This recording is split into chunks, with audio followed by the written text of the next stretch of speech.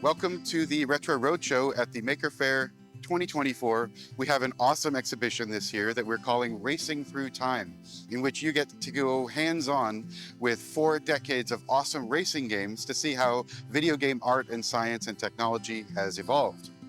The first part of our exhibit is right here with the classic Atari 2600.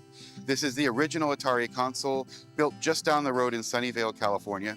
And on this machine, we're exhibiting this awesome game called Enduro, which was a pioneering racing game that incorporated a lot of really fantastic ideas.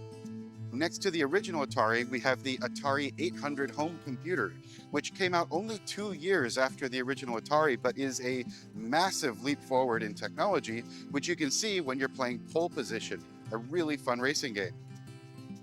Next up down the line here, we've got the original Nintendo Entertainment System, but you'll notice it's not just any old regular Nintendo. This one has been completely rebuilt in a beautiful, transparent enclosure so that while you're playing the super fun game Rad Racer, you can also see how the machine was designed internally.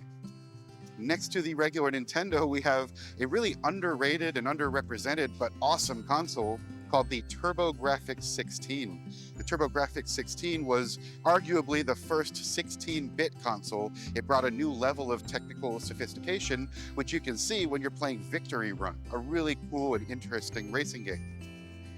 Next door, we've got the Sega Genesis, Sega's 16-bit powerhouse, and it's playing Virtua Racer, which was the home version of the smash hit arcade game.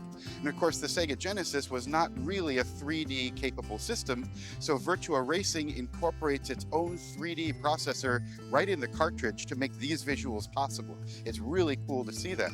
And of course, you can't feature the Sega Genesis if you're not also showcasing its main rival, the Super Nintendo Entertainment System.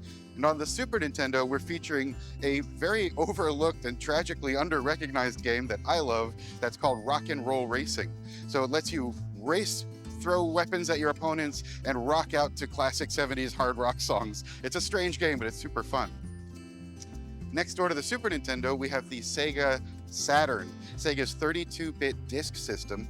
And on the Sega Saturn, we're playing Daytona USA, which was a smash hit in the arcades, and then you could play it at home on your Saturn. But that wasn't enough, because we've also brought out the awesome Arcade Racer steering wheel, which really replicates that arcade feeling, even though it's on a home console.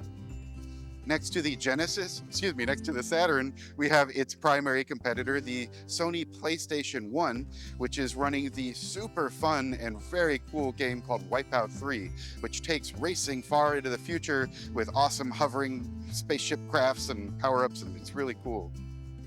Next to the PS1, we have the Sega Dreamcast, Sega's 128-bit powerhouse. And of course, you can't have a Dreamcast unless you're going to play Crazy Taxi, which is insanely fun, super fun. And then finally, last up, we have from 2001, the Nintendo GameCube, which of course is playing Mario Kart Double Dash for 4-player mayhem. So that's it. That's what we have brought to the Maker Faire 2024. Visitors can literally get hands-on and experience 40+ years of video game evolution by racing through time. We hope we see you here. Thanks for coming.